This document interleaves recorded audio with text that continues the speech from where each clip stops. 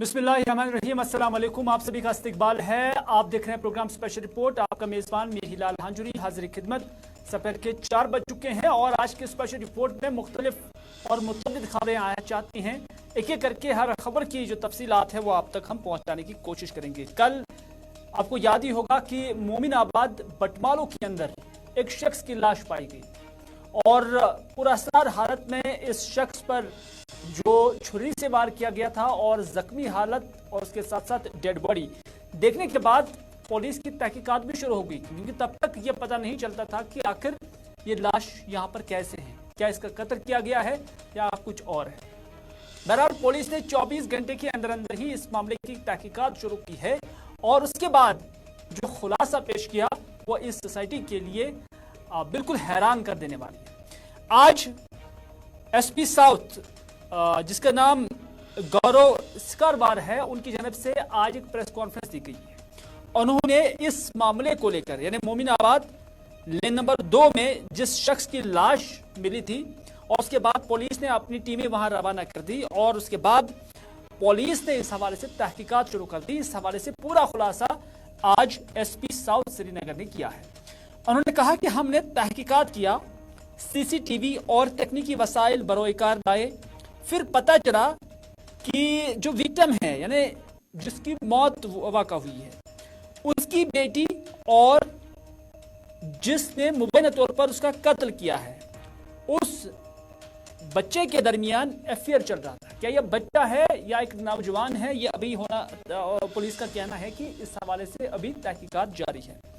और यह बात लड़की के वालिद पर नागुज़ार, क्योंकि इन दोनों बच्चों के दरमियान या इस मेल फीमेल के दरमियान जो ये अफेयर चल रहा था, उसके बाद जब उस वालिद ने यह बात सुनी तो उस पर यह बात नागवार गुजरी है।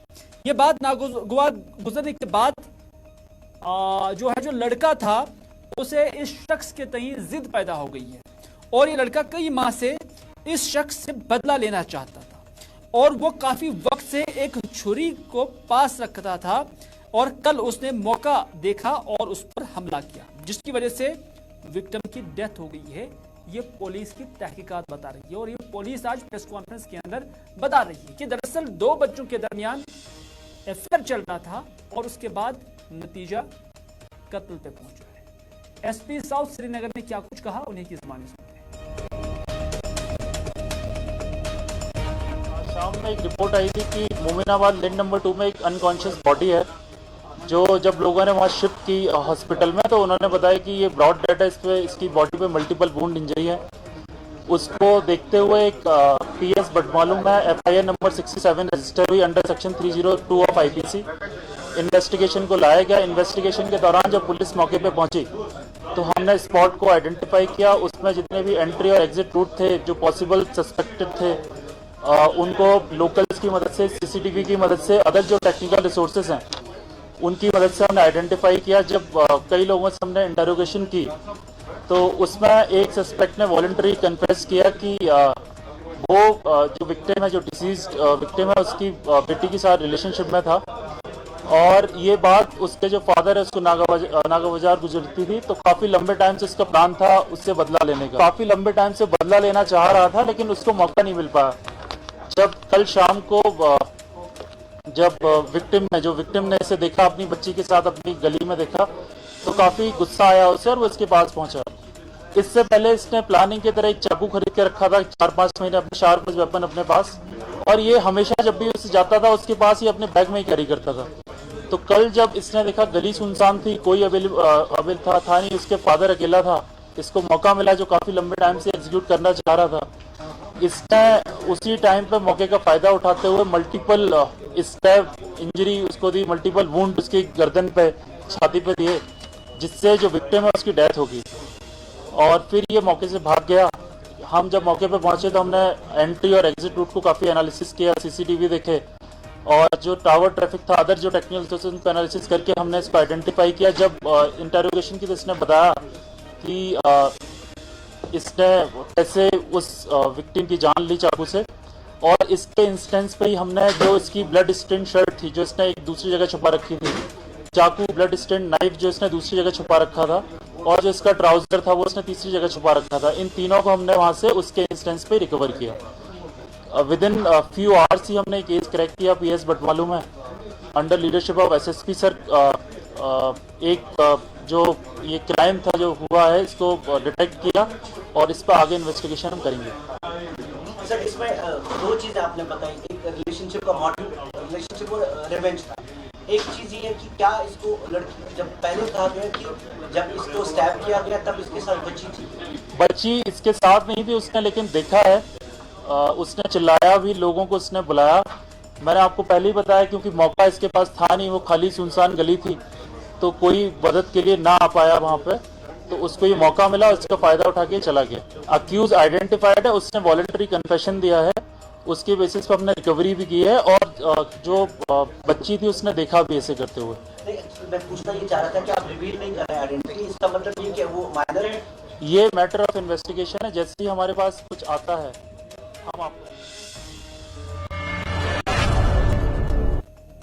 श्रीनगर से ताल्लुक रखने वाले भारतीय जनता पार्टी के वाहिद डीडीसी मेंबर एजाज हुसैन रातर के खिलाफ जम्मू कश्मीर पुलिस की जानब से पंता चौक पुलिस स्टेशन के अंदर एफआईआर दर्ज हुई और ये एफआईआर पुलिस की जानब से वाइड नंबर 51/2023 अंडर सेक्शन 323 341 जो है लगी है और पुलिस ने इस हवाले से एफआईआर दर्ज की हुई है और बाज़ाब्ता तौर पर इसकी तहकीकात भी शुरू कर दी है।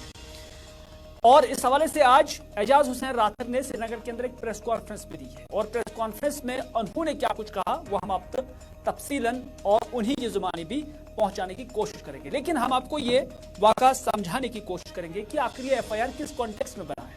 और जो एफआईआर बनी है उसका आज एजाज बालहामी ने, जो कि एजाज हुसैन रातर के नाम से डॉक्यूमेंट्री नाम लिखते हैं और एजाज बालहामी के नाम से उसे जाना जाता है, उन्होंने पुलिस की इन्वेस्टिगेशन का और पुलिस के एफआईआर का, उन्हीं के खिलाफ जो एफआईआर लगी है उसका वेलकम किया है। दरअसल आपको याद ही होगा कि कल ही श्रीनगर के अंदर कुछ लोग जो है वह जमा हुए थे और उन्होंने मज़कूरा डीडीसी मेंबर यानी एजाज हुसैन रातर के खिलाफ एहतजाज किया और एहतजाज के दौरान उन्होंने कहा कि उन्होंने अपने मुहाफिजों के हमरा उन पे हमला किया था, जिसकी वजह से कुछ एक को जख्म भी लगे थे। और उन्होंने ये भी कहा कि आज पहली बार नहीं है बल्कि इससे पहले भी कई बार उन्होंने हम पर हमले किए हैं। बहरहाल ये उनका विजन था और उसके बाद दो लोग जिसमें नाजिम हुसैन भट्ट और इमदाद अली मीर हैं, उन्होंने पुलिस स्टेशन पंता चौक को अप्रोच किया, बाज़ाब्ता तौर पर वहां पर एप्लीकेशन थी जिसकी बुनियाद पर फिर एजाज हुसैन रातर के खिलाफ केस दर्ज हुआ। लेकिन एजाज हुसैन रातर ने आज प्रेस कॉन्फ्रेंस दी है और प्रेस कॉन्फ्रेंस में उन्होंने कहा कि मैं अपने खिलाफ एफआईआर लगने पर उम्मीद करता हूं कि मामले की तहकीकात साफ शफाफ तरीके से हुई। उन्होंने कहा कि जिन्होंने मुझ पर इल्जामात लगाए वही कानून की खिलाफ वर्जी कर रहे हैं। उनका मानना है कि वो दरअसल लैंड माफिया है इलाके के अंदर, और साथ ही साथ उन्होंने कहा कि उनमें से एक जो इल्जाम आयद करने वाला शख्स है उसकी अहलियत सरपंच है और वह किसी सर्टिफिकेट के लिए लोगों से पैसे भी वसूल रही है। हालांकि अगर इस तरह की चीजें हैं तो फिर कानून के अंदर इसकी गुंजाइश है कि आप एफआईआर दर्ज करिए। अगर किससे रिश्वत मांगी गई है तो बाज़ाब्ता विजिलेंस भी काम कर रहा है। आर्टिकल 370 हटने के बाद तो ये कहा गया है कि एंटी करप्शन ब्यूरो काफी मुतहरिक हो गया है, तो उसके लिए अगर कोई रिश्वत मांग रहा है, कोई सरपंच रिश्वत मांग रहा है तो फिर कानूनी अप्रोच क्यों नहीं किया गया, ये एक सवाल है जो एजाज हुसैन से पूछा जा सकता है। बहरहाल उन्होंने कहा कि इन गुंडों ने, बकौली उनकी, कि जो कल प्रेस कॉलोनी के अंदर आए हुए थे, जिनने एहतजाज किया या जिन्होंने उन पर केस ठोका है, जिनने एप्लीकेशन के खिलाफ थाने के अंदर दर्ज कराई है, उनका कहना है कि उन्होंने ही मुझ पर हमला किया और मैं कई बार अपनी जान जो है बचा चुका हूं। और आज वो मौजूदा इंतजामिया से, यानी एजाज हुसैन आज इंतजामिया से अपील कर रहे हैं कि मेरी जान को खतरा है, मुझे बचाया जाए, क्योंकि मुझ पर इससे कबर भी अटैक्स किए गए हैं। हालांकि एजाज हुसैन डीडीसी मेंबर है और अच्छी सिक्योरिटी के अंदर भी रह रहे हैं, लेकिन फिर भी उनका क्लेम है कि उन्हें बचाना चाहिए क्योंकि उस पर हमला होने का खतरा है। उस पर इससे पहले भी जानलेवा हमले किए गए हैं। एजाज हुसैन को लेकर या इस मामले को लेकर जुनैद अज़ीम मत्तू की जानब से एक ट्वीट भी आई है और वो ट्वीट भी हम आप तक पहुंचाने की कोशिश करेंगे। जुनैद अज़ीम मत्तू लिखते हैं कि उन्होंने कहा कि ये जो बीजेपी के लीडरान हैं और इनकी जानब से जो बालहामा के अंदर किया गया है और उस पर उन्होंने नाराजगी का इजहार किया और कहा है कि बीजेपी 4 के साथ ताल्लुक रखने वाले डीडीसी के रुकन से श्रीनगर के लोगों पर दहशतगर्दी के दौर को तबाह कर दिया है और ये एक माह से कम शहरी की दूसरा हमला है। यानी इससे पहले भी उन्होंने जुनैद अजीम मत्तू के मुताबिक यहाँ पर किसी शख्स पर हमला किया था और आज भी हमला किया है और अब खवातीन पर भी हमला किया जा रहा है। जुनैद अजीम मत्तू ने भी सवालात उठाए और ट्वीट किया है और उन्होंने इस हवाले से ये भी कहा कि इसकी तहकीकात भी हो जानी चाहिए और उन्होंने कहा कि जो एजाज है वो मुकम्मल सिक्योरिटी हसार के अंदर है और फिर ऐसे निहत्थे लोगों पर वो हमला कर रहे हैं। ज़ुहैर मीर जिनका ताल्लुक पीडीपी से है, उन्होंने भी इस हवाले से एक ट्वीट की है। ज़ुहैर मीर ने भी लिखा कि ये एक अफसोसनाक का हालत है। बीजेपी का गुंडा जिसने इससे मारा वो हज कमेटी का रुकन और बालहमा का डीडीसी मेंबर भी है। उम्मीद है कि इंसाफ मिलेगा। यानी अब इसमें सियासत भी आ गई है। पीडीपी के ज़ुहैर अहमद मीर का भी मुतालबा है कि बीजेपी के इस गुंडे बकौल उनके गुंडे के खिलाफ कार्रवाई होनी चाहिए। जुनैद अजीम मत्तू भी कहते हैं कि ये दूसरी मर्तबा है कि जब इस तरह का हमला हुआ है। लेकिन एजाज हुसैन क्या कुछ कहते हैं, उन्हीं की जुबानी सुनते हैं। वेलकम करता हूँ जम्मू कश्मीर पुलिस को। हमें पूरा एतमाद है अपने जम्मू कश्मीर पुलिस पे और पूरे वर्ल्ड में सबसे अगर अच्छी पुलिस है वो जम्मू कश्मीर पुलिस है। हमें इसमें कोई डाउट नहीं है और ना हमें जुडिशरी पे कभी डाउट है। हम चाहते हैं इसमें फेयर इन्वेस्टिगेशन हो। जो कल्प्रिट्स है उनको बुक किया जाना चाहिए। एक समाज का एक डीडीसी होने के नाते जब मेरे ऊपर इतनी बार ये लोग अटैक कर सकते हैं, मेरे ऊपर पथराव कर सकते हैं, तो आप ये समझो कि आम व्यक्ति की क्या हालत होगी। और हमने ऑलरेडी पुलिस के नोटिस में लाया है। जो व्यक्ति कल वहां पे बयान दे रहा था उसके ऊपर भी कम से कम 2-4 FIR already police station Panta Chowk में दर्ज है और उसकी जो बीवी है वो सरपंच है। अभी मैंने और एक कांड निकाला है। देखिए हमारे यहाँ मैंने 75 सिटिंग मशीन लाई अपने डीडीसी कॉन्स्टिट्यूंसीज में और इन बंधु ने क्या किया, इसकी बीवी सरपंच है और ये प्रॉक्सी सरपंच बना हुआ है यहाँ का। इन्होंने हर एक व्यक्ति से 750 लेके ये फेक सर्टिफिकेट्स दे दिए उनको। क्या मैं इसके खिलाफ नहीं उठूंगा? क्या मुझे इसके खिलाफ आवाज नहीं उठानी है? क्या मैं लहर माता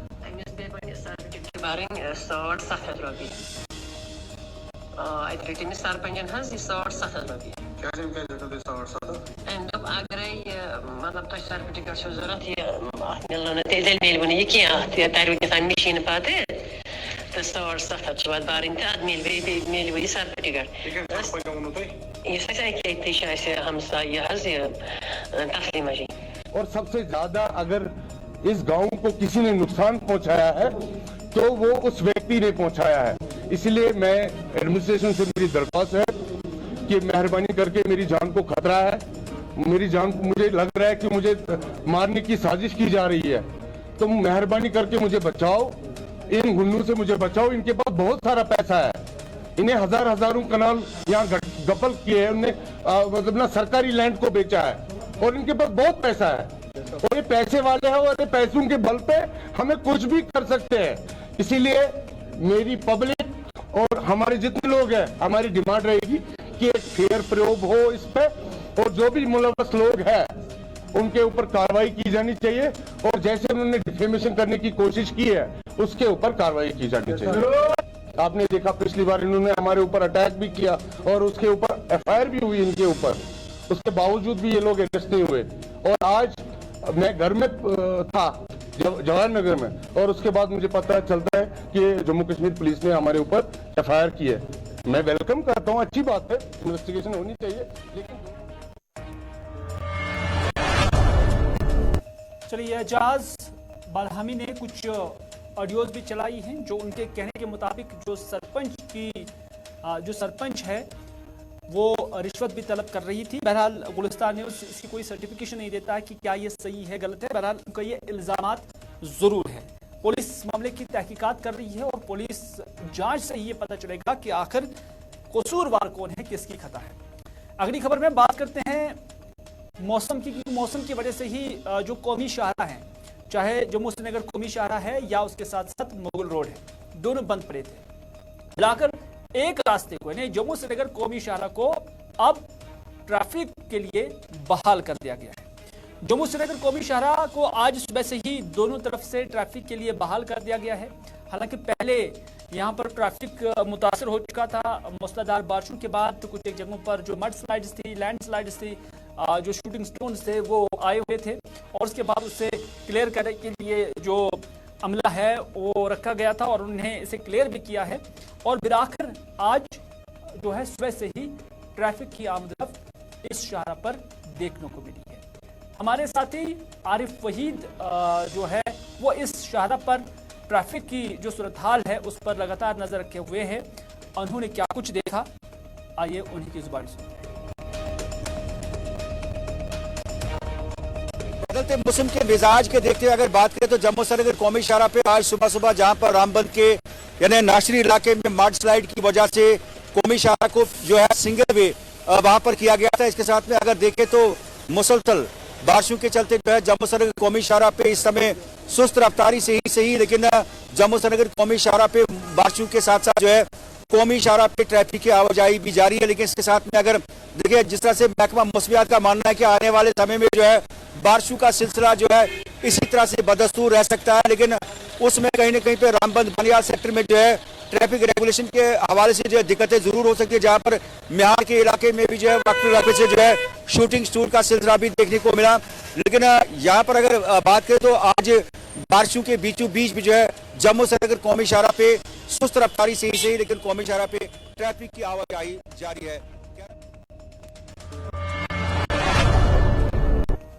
उधर मुगल रोड पर भी जो ट्रैफिक है वो मुतासर हो चुका है, क्योंकि आपको याद ही होगा कि कल भी यहाँ पर मूसलाधार बारिश हुई थी, जिसकी वजह से ये मनाज़िर जो आप टेलीविजन स्क्रीन पर देख सकते हैं ये सड़क की सूरत हाल खुद बयान कर सकती है। आइंदा 3 रोज तक जो है इस शाहरा पर ट्रैफिक बहाल होना मुश्किल बताया जा रहा है, क्योंकि जो हमारे इतलात है शोपियां से हमारे इरशाद और जम्मू से जमशीद मलिक हमें अपडेट कर रहे हैं, वो यही बता रहे हैं कि अभी भी इलाके के अंदर बारिश हो रही है और काम यानी सड़क की बहाली के लिए अभी काम शुरू नहीं हुआ है और कई एक जगहों पर जो है जमीन खिसक गई है, लैंडस्लाइड्स हुई हैं, जिसकी वजह से शाहरा मुकम्मल तौर पर बंद हो गई है। तो इस तरह से शोपियां के जो इरशाद है वो क्या कुछ अपडेट कर रहे हैं, आइए देखते हैं। लगातार बारिशों की वजह से जो है मगर रोड को फिर से एक बार जो है बंद कर दिया गया है। बिल्कुल इस वक्त हम मौजूद है मगर रोड पे और मगर रोड को फिर से एक बार जो है बंद कर दिया गया। अगर बात करें हम जो पीर की गली के जो एरिया है वहां से जो एरिया है वहां पे कल शाम जो है 7 बजे एक जो है लैंडस्लाइड की वजह से इस रोड को फिर से एक बार जो है बंद करना पड़ा। मैं आपको बता दूं अभी भी जो है बारिश हो रही है और अगर बात करें हम पीर की गली और या डिवीजन की या ऊपरी हिस्सों की बात करें तो वहां पे जो है लैंडस्लाइड भी अभी भी जो है आ रहे हैं और इसके चलते जो है इस रोड को जो है फिर से एक बार जो है बंद करना पड़ा। राजौरी पूंछ से इसी खबर को लेकर हमारे साथ है जमशीद मलिक, जिनसे हम जानने की कोशिश करेंगे कि आखिर क्या अपडेट है, क्या कुछ बताया जा रहा है, कब तक इस शाहरा को जो है बहाल किया जा सकता है और लोगों को कितनी मुश्किलात का सामना करना पड़ा। जमशीद, जानना चाहेंगे कि क्या कुछ अपडेट है, शाहरा मुसलसल बंद है और इस तरह से राजौरी और उसके साथ साथ पूंछ का जो कश्मीर का रास्ता था वो मुनक़ता हो गया। एक छोटा डिस्टेंस पर जो रास्ता था जिसके जरिए बासानी लोग आवाजाही करते थे अब लगातार बंद है। अपडेट क्या आ रहा है, कब तक इसको बहाल किया जा सकता है?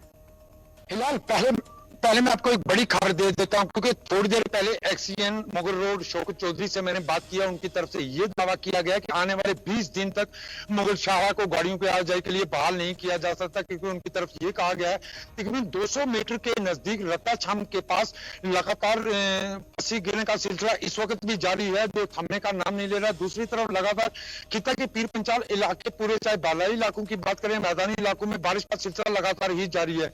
उनकी तरफ से यह भी दावा किया गया कि अभी तक शाहरा से पसी हटाने का का काम शुरू नहीं किया जा सका, उसकी बड़ी वजह यह है कि जिस तरह की बारिश हो रही है इसमें खतरा रहता है लोगों को, इसलिए पसी हटाई नहीं जा सकती, जिसके चलते ये कह सकते हैं कि उन्होंने कहा कि 20 दिन कम से कम हम मान के चलते हैं कि मुगल शाहरा को गाड़ियों के आवाजाही के लिए बहाल नहीं किया जाएगा, क्योंकि उनके साथ ये भी कहा गया है कि मुगल शाहरा के खुले इलाके यानी पीर की गली में हल्की हल्की बर्फबारी का सिलसिला भी शुरू हो चुका है। ये बड़ी खबर जरूर है इस वक्त खिता पीर पंचाल से कि आने वाले 20 दिन तक मुगल शाहरा को गाड़ियों के आवाजाही के लिए बहाल नहीं किया जा सकता। हिलाल, यानी ये आप ऑफिशियल सोर्सेज को कोट कर रहे हैं कि कंसर्न ऑफिशियल्स का कहना है कि 20 दिन लग सकते हैं इस शाहरा को बहाल करने में, और दूसरी जानब हम देख रहे हैं कि जो एडवाइजरी है मौसम की वो अभी यही कहा जा रहा है कि 3 दिन तक लगातार इसी तरह का मौसम रहने के इम्कानात हैं। तो इस तरह से कि अगले 3 दिन तक भी इस शाहरा को बहाल करने के लिए जो काम है वो रुका पड़े रहेगा और उस पर कोई काम शुरू भी नहीं होगा। हिलाल, ये बिल्कुल ऑफिशियल कोड जो हम कर रहे हैं, क्योंकि मैं जिस तरह बता रहा हूँ एजीएन जो है मुगल रोड शौकत चौधरी, थोड़ी देर पहले मैंने उनसे बात किया, उनकी तरफ से ये वादे किया गया है कम से कम 20 दिन लेके चले इस शाहरा को साफ करने में। उसके साथ साथ जिस तरह मौसम पिता पीर पंचाल का बना हुआ है, क्योंकि ऐसा मौसम इससे पहले शायद ही देखा हो, जो आज भी लोग जैकेट पहनी है, जैसे मैं अपनी देख रहे हैं जैकेटें पहन के सब लोग नजर आएंगे। पहाड़ी इलाकों में बर्फबारी, जिस तरह पीर की गली के ऊपर इलाकों में बर्फबारी, और लता छम का जो इलाका है, इस इलाके में जहाँ की स्क्रीन पे देख रहे हैं यहाँ पसी किस तरह गिर रही है, इसके साथ साथ कुछ और इलाकों में भी पसी गिरने का सिलसिला, और जिस तरह ये दावा किया गया कि 200 मीटर के इलाके में ये स्लाइडिंग हुई है, जिसको साफ करने में भी कम से कम काफी वक्त लग सकता है। दूसरी बड़ी बात यह है कि जिस तरह बारिशों का सिलसिला है, बारिशों के दौरान शाहरा को साफ नहीं किया जाएगा, क्योंकि बहुत ज्यादा खतरा रहता है, क्योंकि इससे पहले भी कुछ इसी डिपार्टमेंट के अफसरान ने अपनी जानें गंवाई हैं इसी पसी के नीचे आकर, उसको देखते हुए इस तरह का कोई रिस्क नहीं लिया जाएगा, और उनकी तरफ से ये जरूर कहा गया कि कम से कम 20 दिन लेके चलें इस शाहरा को दोबारा बहाल होने के लिए। बिल्कुल जमशीद, आप इस सूरत पर लगातार नजर बनाए रखें। आपका बहुत बहुत शुक्रिया हमें अपडेट करने के लिए। यानी जैसे कि जमशीद ने कहा कि उनके जो मुतलका एक्शन है उसके साथ उनकी बात हुई है और यही दावा किया गया है कि आइंदा 20 दिन तक इस शाहरा को बहाल करने में लग सकते हैं। यानी आइंदा 20 दिन तक तकरीबन जो कहा गया है कि इस शाहरा पर ट्रैफिक की आवाजाही रोक दी जाएगी, क्योंकि काफी सारे एक स्ट्रेच में ये पस्सियां आई हुई हैं, न सिर्फ एक जगह पर बल्कि मल्टीपल प्लेस पे ये पस्सियां गिराई हैं, जिसकी वजह से जो है एक बड़ा पैच जो है सब क्लियर करना जरूरी होगा। और साथ ही साथ मौसम खराब है, बारिशें हो रही हैं और इस मौसम में अभी बहाली का काम शुरू नहीं हुआ है।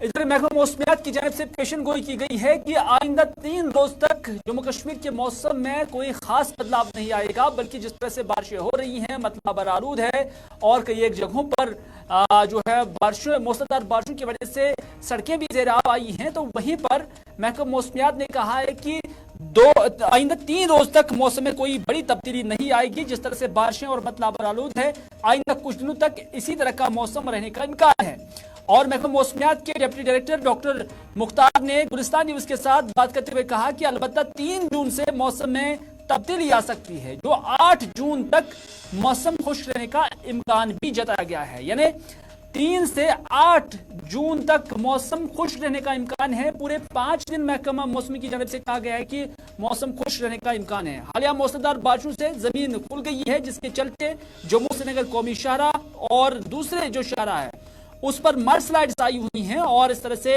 महकमे के मेट्रोलॉजी की जानिब से भी कहा गया है कि लोग इन शाहराओं से या इन शाहराओं पर सफर करने से पहले एहतियात बरते। डॉक्टर मुख्तार क्या कुछ कहते हैं, आइए देखते हैं।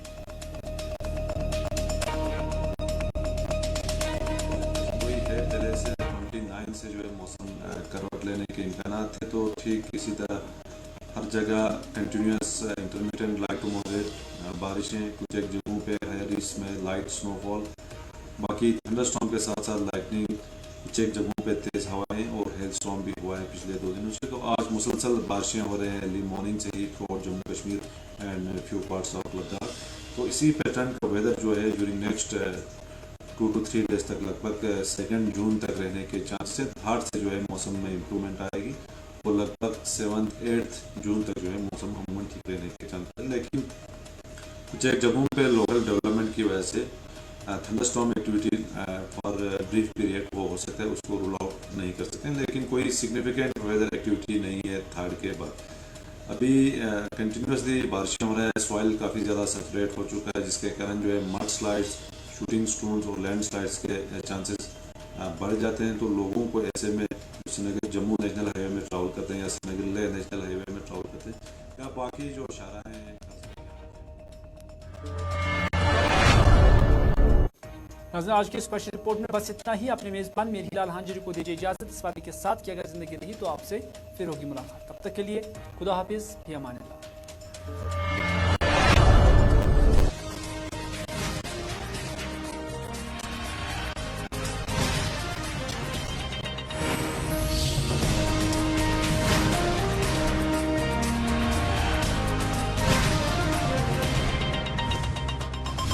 लीफोर्ड हेल्थ केयर लिमिटेड, देश की सर्वश्रेष्ठ फार्मास्यूटिकल कंपनी।